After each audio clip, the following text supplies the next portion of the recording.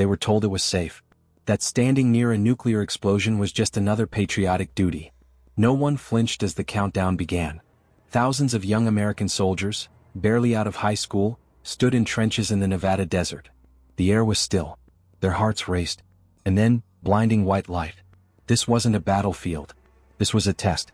In the 1950s and early 1960s, during the height of the Cold War, the United States government conducted over 200 above-ground nuclear tests. Many of these were part of Operation Upshot Knothole and Operation Desert Rock, a chilling series of experiments that involved actual American troops as live test subjects. These soldiers were brought within just miles, sometimes less, of detonating atomic bombs. They were told the explosions were part of necessary training, that this would prepare them for potential nuclear war with the Soviet Union.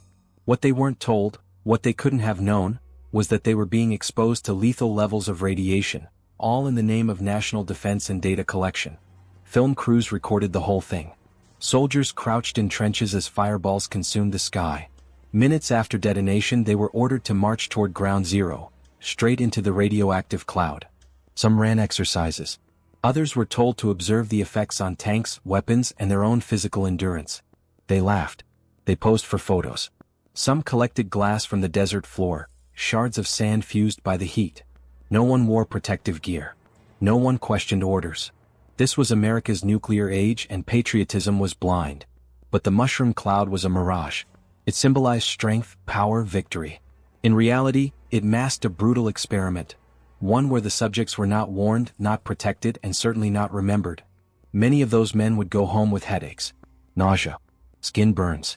Others would carry something far worse, an invisible killer buried in their DNA. The effects would take years to surface, but when they did, the cost would be catastrophic. And the most haunting part? The government already had an idea of what would happen. This wasn't just about testing bombs. It was about testing how much a soldier could endure before he broke, physically, mentally, and genetically. And this is only the beginning. Imagine standing in the desert, just 2 miles from where an atomic bomb is about to detonate.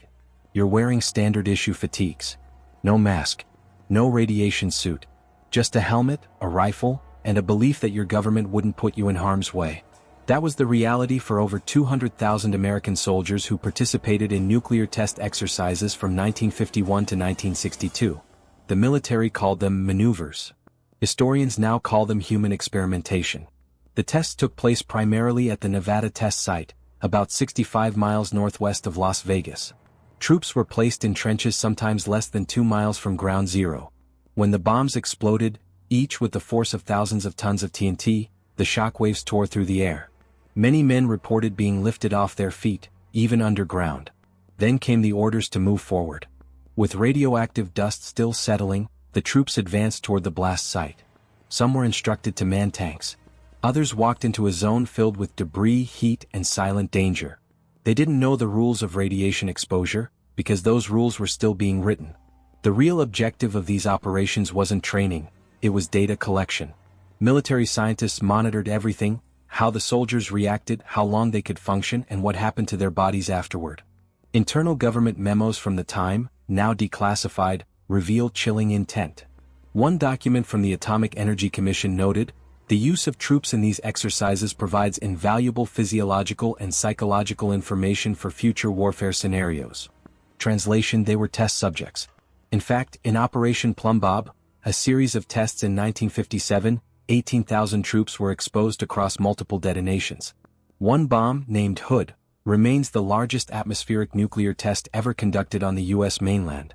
Soldiers later described being so close, the blast turned night into day, and seared images into their minds they could never forget. But worse than the light was the silence. No one warned them about radiation sickness. No one explained the risks. They were ordered to keep quiet, discouraged from seeking medical attention, and sworn to secrecy under military law. Some would go home, develop mysterious illnesses, and never make the connection. Others knew right away something was wrong, but who do you tell when the system itself is the culprit? They weren't fighting an enemy in Nevada. They were being tested by the very nation they swore to defend. Radiation is invisible. It doesn't announce itself like a bullet or a bomb. It seeps in, quietly, relentlessly, altering cells, rewriting DNA, and triggering slow, merciless decay. For the soldiers exposed during U.S. nuclear tests, the war didn't end in the desert. It began there, inside their bodies. By the 1970s, thousands of veterans who had participated in tests like Operation Buster Jangle, Plum Bob, and Desert Rock began to show alarming health patterns. Leukemia, thyroid cancer, bone marrow failure, birth defects in their children. But the Department of Defense maintained silence. These were dismissed as coincidences, unrelated to routine military exercises. One soldier, Jim O'Connor, was just 19 when he stood near Ground Zero. He later developed multiple forms of cancer. His wife suffered miscarriages. His son was born with severe birth defects. "They told me I'd be safe," he said before his death. "But they were testing us. We were the lab rats." And the numbers told the same story. According to a 1990 National Academy of Sciences report, atomic veterans had a cancer rate up to 4 times higher than the general population. In one cohort, 75% of soldiers involved in specific detonations developed serious illnesses within 2 decades.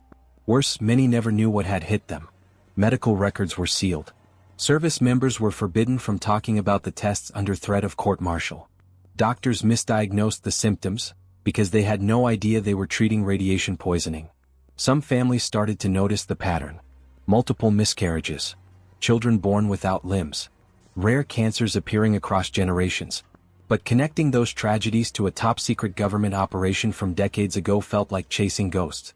The government had erased the paper trail. But radiation doesn't follow orders. It doesn't discriminate.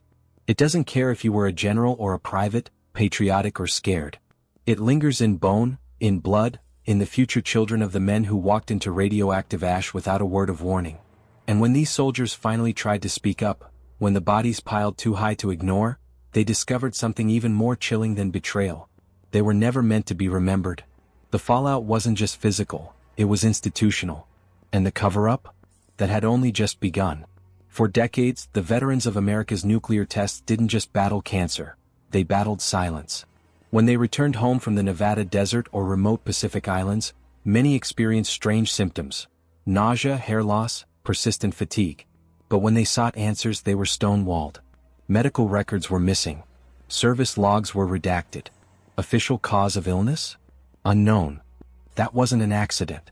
The U.S. government classified nearly all nuclear testing operations under strict secrecy laws. Soldiers were forbidden from speaking about what they had seen, even to doctors or their own families. They were threatened with court-martial, dishonorable discharge, or prison time if they broke their silence. This wasn't just to protect military secrets. It was to shield the government from accountability. In 1979, Congressman Edward Markey conducted an investigation and found that radiation experiments had been conducted on thousands of individuals without informed consent, including soldiers. A chilling quote from his report read, "The government was more interested in nuclear data than in human life." The soldiers weren't the only ones silenced. Scientists who raised concerns were ignored or reassigned. Dr. Alice Stewart, a British radiation expert, warned of genetic damage from low-level exposure. Her findings were dismissed for decades, until they were proven tragically right. Even when veterans organized and formed groups like the National Association of Atomic Veterans, they faced a wall of denial. The Department of Veterans Affairs routinely rejected compensation claims, stating that illnesses were not conclusively linked to nuclear testing, even as internal memos suggested otherwise. Only in 1994, under pressure from journalists and survivors, did the government begin declassifying test footage and documents. What emerged was damning: video of soldiers marching through fallout, documents describing troop movements into contaminated zones, and evidence that officials knew the risks all along. By then, thousands had died. Widows were left without answers. Children had grown up in the shadow of secrets. To this day, many atomic veterans never received proper health care, never saw justice, and never heard an apology. Their loyalty was met with silence. Their sacrifice, buried beneath bureaucracy and national security excuses. They were called heroes. But in the records that mattered, they barely existed. By the time the truth surfaced, many of the soldiers who had marched into the atomic fire were long gone, buried not just beneath headstones but beneath decades of denial. In 1990, the U.S. government finally acknowledged what had happened, sort of. Congress passed the Radiation Exposure Compensation Act, RECA, offering one-time payments to veterans, test site workers, and civilians who had suffered from radiation-related illnesses. The check? $75,000. For a life cut short. For a family shattered. For trust forever broken. But even this gesture came with barriers. Proof of exposure was hard to obtain. Many service records had been destroyed or redacted. Some veterans spent years fighting bureaucracy, only to die before a single dollar reached their families. Tom Clark, an atomic veteran, was one of the lucky few to receive compensation, just before his death from bone cancer. "They paid me too late to save me," he said. "But maybe not too late to remember me." And remembering is what many families chose to do. In recent years, grassroots memorials have emerged. Names engraved in stone. Plaques near old test sites. Books, interviews, and documentaries that refuse to let these stories fade. The National Association of Atomic Veterans still fights for broader recognition, pushing for expanded healthcare, acknowledgement in military history, and educational programs to ensure this never happens again. Because this wasn't just a policy failure, it was a human one. When soldiers sign up, they accept the risk of war. They do not accept being experimented on by the very institution they swore to protect. They do not accept silence in place of justice. And as the Cold War fades into memory, a haunting question lingers. Was the price of security worth the betrayal of its defenders? History often remembers generals and presidents. But behind every nuclear test was a young man, told to dig a trench, close his eyes, and trust his government. He didn't know the fallout would follow him home. So we remember them now, not as victims of war but as victims of silence. Not as soldiers who fought an enemy, but as men betrayed by a system that feared truth more than fallout. Because justice delayed may be justice denied. But memory? Memory can still be a form of honor. History doesn't repeat itself, but it whispers, quietly, patiently, waiting for us to forget. If this story made you think, feel, or question, then like the video, leave a comment, and subscribe for more forbidden chapters they never taught you in school. Because the past isn't dead, it's just buried. And we're here to dig it up.